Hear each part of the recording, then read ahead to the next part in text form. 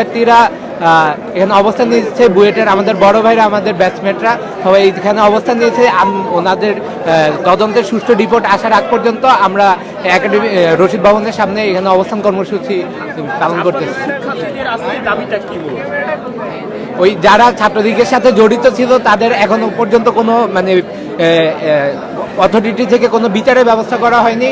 আর আমাদের আরও আগে যে আন্দোলন হয়েছিল তখন ওনারা আমাদেরকে ওয়াদা করেছিল যে পিএস ব্রেকের আগে তাদের বিরুদ্ধে বিচারের তদন্ত করা হবে, সেই তদন্তের রিপোর্ট হচ্ছে পেশ করা হবে পিএস ব্রেকের আগে, কিন্তু তারা এখনো তেমন কোনো তদন্ত রিপোর্ট পেশ করতে পারেনি। এবং আমাদের পিএস শেষ হয়ে গেলে, টার্ম ফাইনাল পরীক্ষা হয়ে গেলে 19 ব্যাচ যেটা আছে মানে র্যাক ব্যাচের সাথে ওদের যে ছাত্রলীগের লোকজন যারা ছিল তাদের বের হয়ে যাওয়ার সময় হয়ে গেছে, অর্থাৎ তারা বিচার ছাড়াই ক্যাম্পাস থেকে বের হয়ে যেতে পারবে।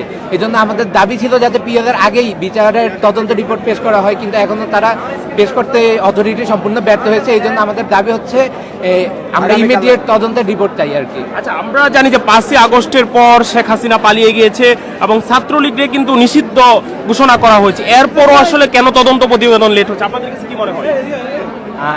এই বিষয়ে আসলে এখনো এই বিষয়ে বড়রা বলতে পারবে।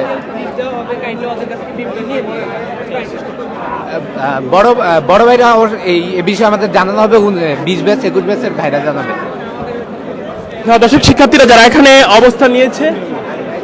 অবস্থান নিয়েছে তারা বলছে যে তারা কিছুক্ষণ পর আনুষ্ঠানিকভাবে তারা তাদের যে দাবি, অর্থাৎ এখন পর্যন্ত যেমনটা বলছে যে তাদের দাবি রয়েছে যে ছাত্রলীগের বিরুদ্ধে যে তদন্ত প্রতিবেদন, সেই তদন্ত প্রতিবেদন দিতে কেন দেরি করা হচ্ছে তার জন্য কিন্তু প্রশাসনিক ভবনের সামনে তারা এই মুহূর্তে অবস্থান নিয়েছে। এবং শিক্ষার্থীরা বলছে যে গত 3 মাস আগে ছাত্রলীগের বিরুদ্ধে তদন্ত প্রতিবেদন দেওয়ার কথা ছিল, কিন্তু 3 মাস পেরিয়ে গেলেও একাধিকবার শিক্ষার্থীদের পক্ষ থেকে বলা হলেও কিন্তু প্রশাসন কোনো প্রকার হস্তক্ষেপ করেনি এবং প্রশাসন এখন পর্যন্ত তদন্ত প্রতিবেদন দেয়।